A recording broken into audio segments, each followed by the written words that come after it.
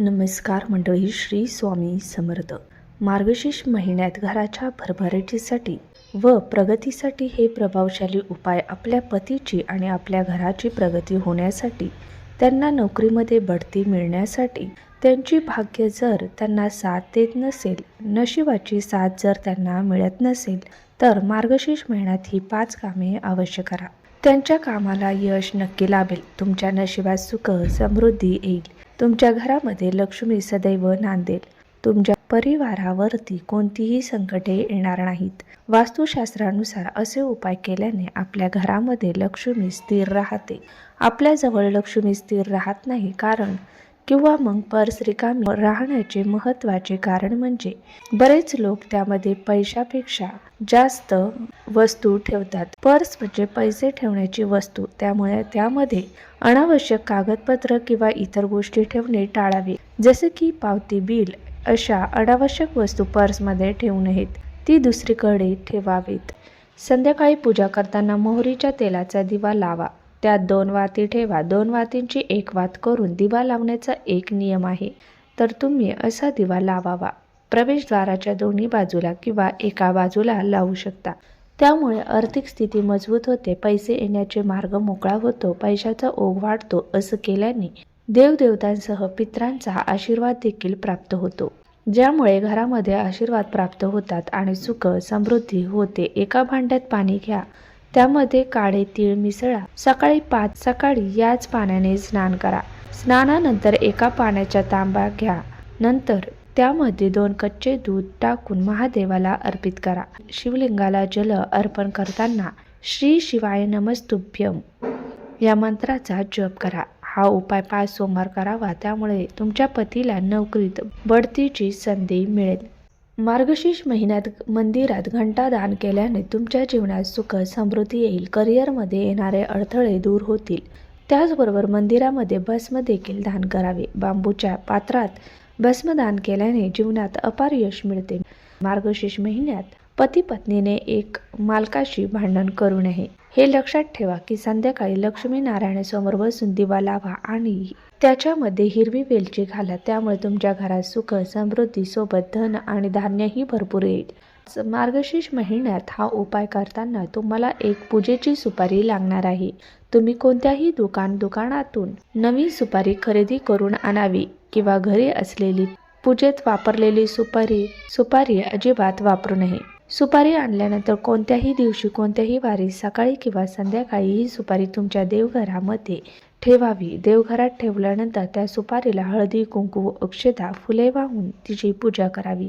नंतर अगरबत्ती ओवाळावी. यानंतर सुपारीच्या समोर बघत तुम्हाला एक मंत्र बोलायचा आहे. तो मंत्र म्हणजे ओम नमो भगवते वासुदेवाय नमः. हा मंत्र बोलत तुम्हाला 21 वेळा म्हणायचा आहे. हा मंत्र बोलून झाल्यावर ती सुपारी उचलून त्यानंतर एखाद्या सफेद रंगाच्या कपड्यामध्ये ती सुपारी बांधायची आहे.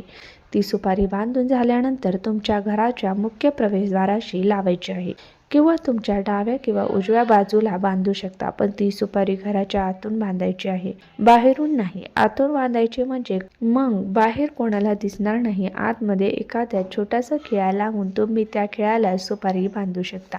घरातल्या प्रत्येक सदस्याची प्रगती होईल, आर्थिक स्थिती बळकट होईल, घरामध्ये सुख शांती समृद्धी नांदेल. हा उपाय महिलांनी अवश्य करावा.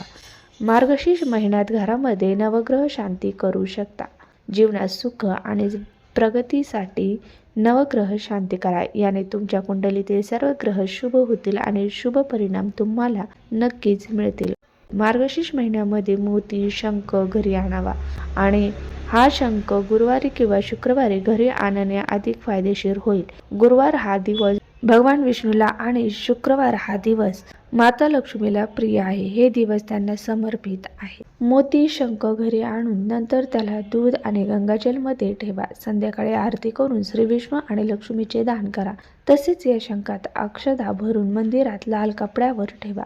जर तुमच्याकडे अखंड तांदूळ नसतील तर त्याऐवजी तुम्ही हळदीच्या गोंड्याभोवती धागा गुंडाळून त्या मोत्यांच्या शंखामध्ये ठेवा. नंतर हा शंख मंदिरात स्थापित करा. त्यामुळे घरची आर्थिक स्थिती सुधारेल. जर तुम्ही अतिरिक्त कर्जात अडकले असाल किंवा घरामध्ये सतत आर्थिक संकट येत असेल, गरिबीचा सामना करावा लागत असेल, तर या सर्व गोष्टींमधून तुमची सुटका नक्कीच होईल. हळूहळू तुमच्या संपत्तीमध्ये वाढ होईल. तुम्हाला आर्थिक लाभ होण्याची शक्यता अधिक असते. मार्गशीर्षमध्ये पिवळ्या रंगाच्या वस्तू शक्यतो दान करा. मार्गशीर्ष हा महिना भगवान श्री हरिविष्णूंना समर्पित आहे.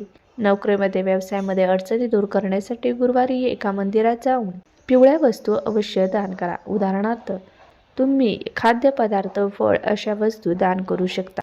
मार्गशीर्ष महिन्यात तुम्हाला जर तुमच्या घरी कोणतीही सुवासीन स्त्री आली तर कधीही तिला रिकामी हाती पाठवू नका. तिचा मानपान करा, तिला चहा पाणी विचारा, आनंदपूर्वक तिचे समाधान करा. यामुळे माता लक्ष्मी प्रसन्न होते. माता अन्नपूर्णा लोकांना संपत्ती, आरोग्य, पोषण आणि अन्न देते.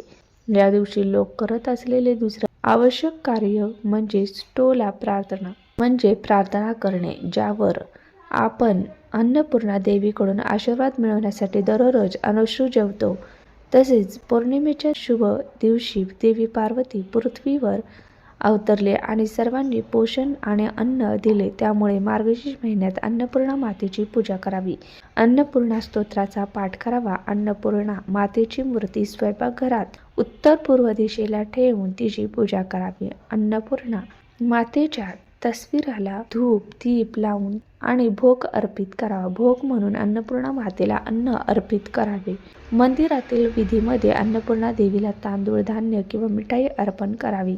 भक्त विशेष प्रार्थनेसह सहभागी होतात. तिचे आशीर्वाद मिळवण्यासाठी मंत्रांचा उच्चार करतात. अन्नपूर्णा मातेला अन्नदेवी म्हणून ओळखले जाते. अन्नपूर्णा मातेचा आशीर्वाद असलेल्या घरामध्ये कधीही अन्न आणि धन कमी होत नाही. त्यामुळे मार्गशीर्ष महिन्यात अन्नपूर्णा मातेची पूजा अवश्य करा.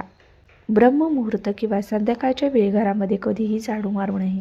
झाडू अशा ठिकाणी ठेवा जिथे कोणत्याही पाहुण्याला दिसणार नाही. बेड खाली झाडू ठेवू नका. बेडरूममध्ये झाडू ठेवल्यास पती पत्नीमध्ये सतत भांडण, वादविवाद होतात. त्यामुळे त्यांच्या नात्यामध्ये दुरावा निर्माण होतो. घर स्वच्छ आणि सुंदर ठेवा. घराचे चारही कोपरे स्वच्छ असावेत. विशेषतः ईशान्य आणि बाह्य कोपरे हे नेहमी रिकामे आणि स्वच्छ ठेवा. करिअरमधील स्थिरतेसाठी दक्षिण व पश्चिम दिशा रिकाम्या किंवा हलकी ठेवणे शुभ नाही, म्हणून या दिशा रिकाम्या ठेवू नका. घरामध्ये काळा, जांभळा आणि व्हायलेट रंग वापरू नका. बेडशीट, पडदे, भिंतीचा रंग असला तरी वापरू नका. घरातील पायऱ्या पूर्वेकडून पश्चिमेकडे, उत्तरेकडून दक्षिणेकडे असाव्यात. या ईशान्य दिशेला कधीही जिना करू नका. घराच्या फरशीवर, छतावर, भिंतीवर, छताला तळे पडू देऊ नका. असे झाल्यास ते त्वरित भरून घ्या. घरामध्ये भेगा पडणे अशुभच मानले जाते. त्यामुळे घरामध्ये पैसा टिकत नाही. हा माहितीपूर्ण व्हिडिओ तुम्हाला आवडला असेल तर व्हिडिओला एक लाईक करा. धन्यवाद.